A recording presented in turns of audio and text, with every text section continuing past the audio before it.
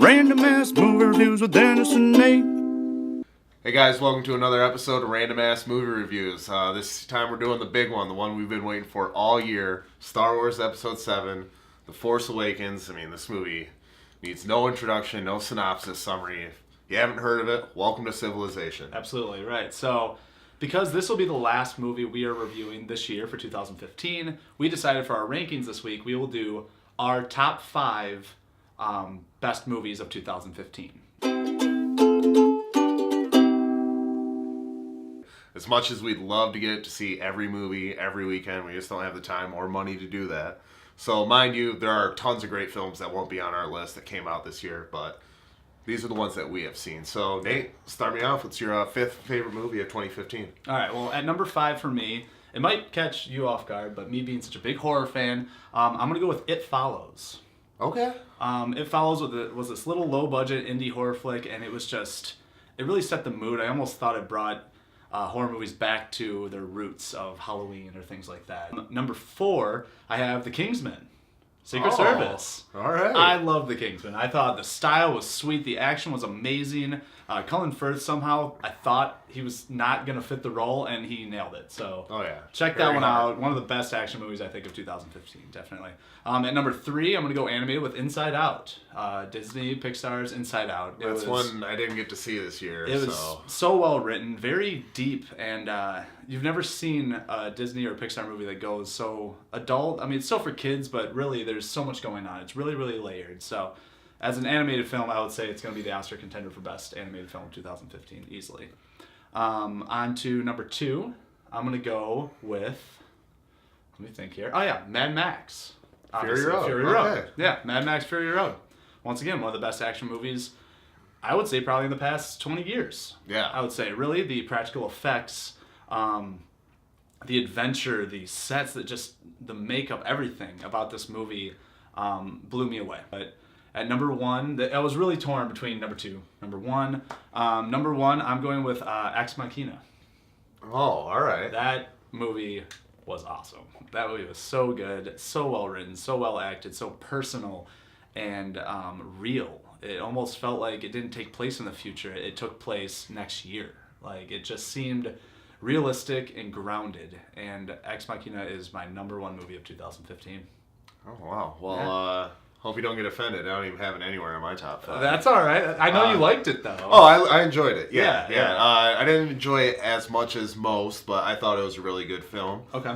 But, starting off my top 5, I'm going to go with, you had a spy movie. I saw all the spy movies that came out this year. My favorite was by far Mission Impossible Rogue Nation. Mm-hmm. I mean, just like, the plot with these things, it's the basic plot to a Mission Impossible movie. At some point, Ethan goes rogue. There's an arms dealer. But the action and the dialogue between the characters and Rebecca Ferguson, who just came out of nowhere in this role, knocked it out of the park. Yeah. And just like, Tom Cruise, this dude's over 50 years old, and he's still doing all of his own stunts, and it shows. It's impressive. And I think we talked about before how it's like one of the most consistent franchises. Yeah, I would say so, definitely. Yeah, and at number 4, I have What We Do in the Shadows. Okay. This was a vampire mockumentary that was co-written and co-directed by one half of Flight of the Conchords, Jermaine Clement, and it's hilarious. Like, if you are one of those people who just saw, like, oh, it's another vampire movie, how many of these are we going to have? This is the one to watch because it skews everything to do with vampire culture. At number 3, I have The Martian. That was just like, I feel like Ridley Scott, he's consistently inconsistent. Like, he does great movies and then he does like real stinkers. Like, this was his first movie since The Counselor, Exodus, which I hated. Before that was The Counselor, which I hated even more. Yeah. Then Martian, he knocks it out of the park. All right. And it makes me excited for the Prometheus sequel now. Yeah, I should check out The Martian. It's still in some theaters. I probably should see it in theater. Yeah. I would say. Yeah. Big movies. And number 2, sorry to spoil the review, I got The Force Awakens. Yeah.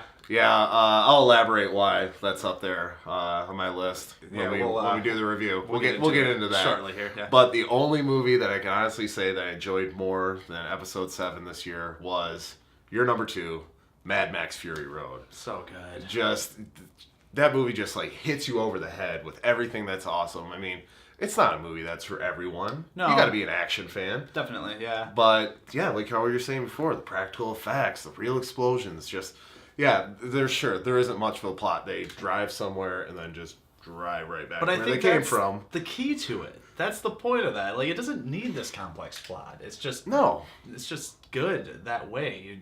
You just need a reason to show the spectacle that is that movie, and it's punctuated with gorgeous settings and the whole scene where it's all blue. Right, And then, right. Like, well, such a weird little switch of. It's just so. It's a feast for the eyes. It's Definitely. so visually stunning that it's a must. Definitely. So good choice for number one. I was really torn between the two, but Yeah.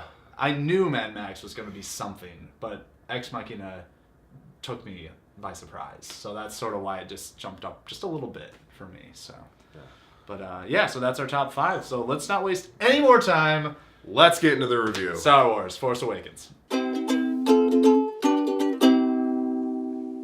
Dennis, start us off. It was your number 2 on your favorite 2015 film. So, come on, let's hear it. Why? Oh my god, this movie, like, all right, first of all, I mean, let the cat out of the bag. I'm a huge Star Wars fan, have been, as long as I can remember. And I'm not one of those people who thinks that the original trilogy is perfect. Yeah. And I'm not also one of those people who absolutely despises the prequels. Okay. Yeah. So going into this, like, I had tempered expectations. I knew the team behind it, and I didn't really know any of these new actors and these characters outside of Oscar really Isaac, of course. yeah. You've seen him in a few things. Sure, yeah. But I was just blown away by this movie and just how good it was. Yeah. And all these new actors, these new characters, it was a perfect blend of the old and the new for me. So I had a blast. Like I said, I mean, Mad Max is only the better time I had at the theater this year, but this was pretty damn close. Nate, what'd you think? I completely agree with you. I wasn't nervous about this movie. I didn't think it was going to be bad. I knew it wasn't going to be bad. No. I was just like, can it live up to this? Can it live up to this hype that it's been built around itself? And yes, it can. It lives up to it. The story is fantastic. It is reminiscent, I would say, of A New Hope to a certain extent. There is a lot of New Hope elements in it, but not too many. It's enough to satisfy fans' nostalgia while adding its own personality, its own plot, its own characters. Hey, let's just talk about Rey for a second. Oh, yeah. I mean, I love go Rey. ahead. Daisy Ridley, I think she's fantastic. I think she's great to carry these next 3 movies. Yep. And the character itself, I mean, honestly, guys, this is our spoiler-free review, so we can't get too deep into it. We will have a separate spoiler review. Yeah. But yeah, like how you're saying, the characters, not only are they great individually, they're great together. Like Rey, Daisy Ridley, and Finn, John Boyega, they play really good off each other. Yeah. And they both play really good off what I think is the best part of this movie, and that's Han Solo. Yes. It's not Harrison Ford as Han Solo. It's Han Solo. He's Han back. Solo. He's on the screen. And it's not that thing sort of like, we had our review for Indiana Jones where it just didn't feel like Indiana Jones very much Right. when Harrison Ford did that. But in this, it is. It's Han. It's Chewie. It's like he dusted off the leather jacket from '83 and he's back into it. Exactly. All over It's again. not a caricature of Han Solo. It is Han Solo. And yeah, all the characters get along well. They bounce off each other well. And I think that the comedy was poignant enough to actually, make them have connections with each other. Right. It is funny. This It movie is. is fun. It's not. There are serious parts. It has its dark moments, definitely. Right. There's gravity to the movie and the story, but Yeah.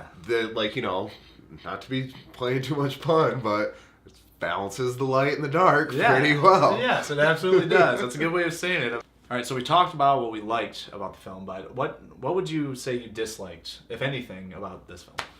Yeah, I mean, the few minor gripes I have about this, can't really reveal without getting too spoilery, because, we've already talked about the characters. Like, the pacing of this movie was perfect. Like, it was, one of the first movies in a long time where, not at any point was I even thinking about checking my phone, how much longer we got? Yeah, No, it just kept going. But as far as the story, I know it's come under a lot of fire from some people that it's too reminiscent of the original Star Wars. Yeah. Particularly the first act and last act. Yeah. And I was kind of feeling that same way too, but I remember when I was talking to you about it, you pointed out to me that the Star Wars universe is predicated on history repeating itself.